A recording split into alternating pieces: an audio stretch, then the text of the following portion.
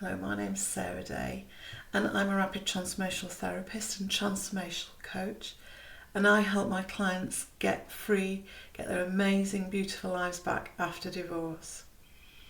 So today's video is all about how to go no contact, and it's necessary to go no contact to get free from narcissism.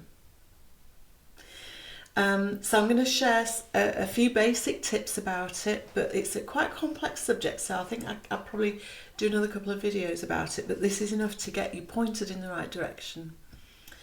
Okay, so the first thing is no contact is absolutely no contact. It means blocking.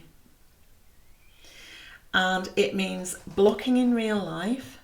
And if you have experienced harassment or intrusions from the narcissist, you must seek legal advice and think about getting a restraining order or something like that, something formal in place to protect your boundary, because no contact's all about boundary as well. It will also involve, as it nearly always does now, blocking on social media. And that means blocking anybody who mentions about the ex on social media. And these are really difficult. No contact is surprisingly difficult to do, and there's a reason for that. I'm going to share that shortly, why it's so difficult. So you have to block all the way. And I appreciate how difficult this is if you've got children with this person. And it may not be possible to completely block 100%, but it is possible to develop a modified contact in this case. So I'm going to recommend using parenting apps to go via a third party, and also even solicitors to go. So if any requests need to be made, that they go through a solicitor as well. And the reason why no contact is so important is that you're busy working away, trying to get your happy life back. You're working on your triggers, you're using your emotional toolkit, and you are cultivating happiness in your life, and you are trying to love yourself. When you weren't sure what to do, this is an example of how to love yourself, by the way, is putting those boundaries in place. And the reason that you're doing that is that you are trying to purge your emotional body of all the potential triggers that this person has the power to affect in you. Okay, and it's very, very difficult to do, because even when you've maybe got a restraining order in place and you've got a parenting app set up and it's going through modified contact that way, you still can be left with intrusive thoughts and obsessive behaviours relating to the ex. And that also is a form of is making contact, is actually thinking about them. So this is why it's such a challenge. And if I explain why this is such a challenge, I think it will make an awful lot of sense to you, and then you know what you're dealing with. So these intrusive thoughts and obsessive behaviours relating to the ex are a form of addiction. And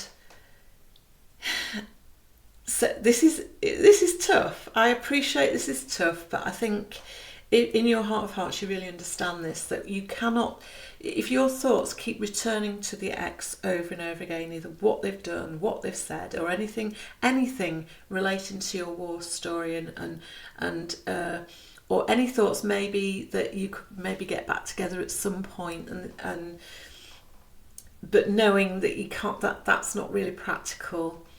It's because you're being driven by an addiction to the trauma of being with the ex, because they traumatised us in the relationship. You know that this person can never offer you a safe, haven in a relationship. They cannot offer you what they haven't got.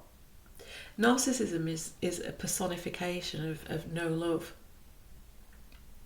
So however, and so your addiction to this person is like a physical reaction to wanting to have some kind of contact with them, even if it's not very pleasant, even if it's obtrusive, intrusive thoughts about them and obsessive thoughts about them. It's the addiction to this person is driving these thoughts. So how do we deal with an addiction? You kind of have to go cold turkey. I suppose we know when we're thinking about how people manage addictions to hard drugs and alcohol and this sort of thing. If you see it as a physical addiction, it will make things a little bit easier to understand and will give you a bit more awareness of what's going on. There's quite a lot of internal chemistry going on here. It literally is chemicals in your body that are driving the addiction. So this is why, and maybe this merits another video at some point to explain the chemistry behind the addiction to the ex. But for now, if you've been listening to my other videos, you will have realised that to help you create a happier life, to help you manage your emotional flashbacks and triggers and intrusive thoughts about the ex and obsessive behaviours, anything to do with what the ex is doing or hasn't done, or what they did or what they didn't do, anything like that, you must have your emotional toolkit.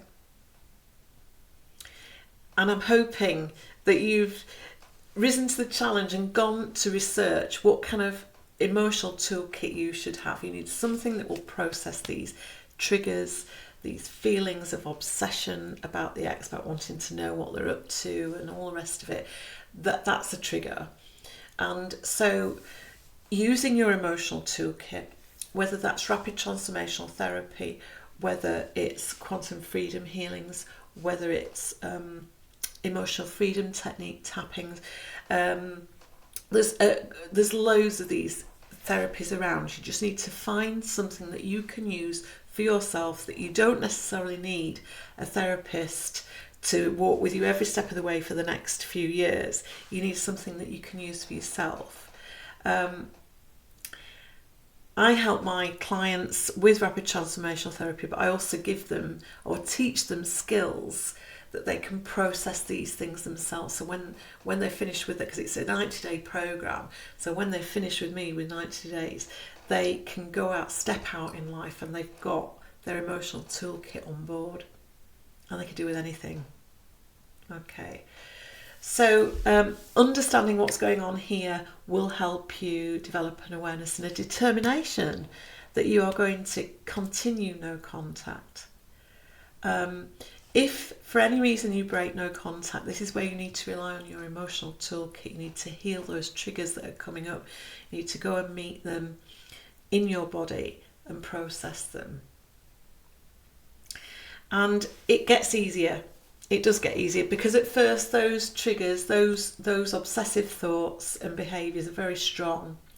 And with determination and focus, you can reduce those triggers, and then it gets to the point where I am now, and I got to this point quite quickly early on as well, where what that person is doing or not doing or whatever makes it, they become a non-entity in your life. It's just like they're someone you used to know. You reduce your emotional reaction to them. And that's a great place to be, because that means you are moving on, and you're perfectly capable of moving on and getting your happy life back again. But it takes focus. So I hope that helps. If it did, click like and subscribe. Share this video with someone who you think will benefit. And thanks very much for listening. See you soon.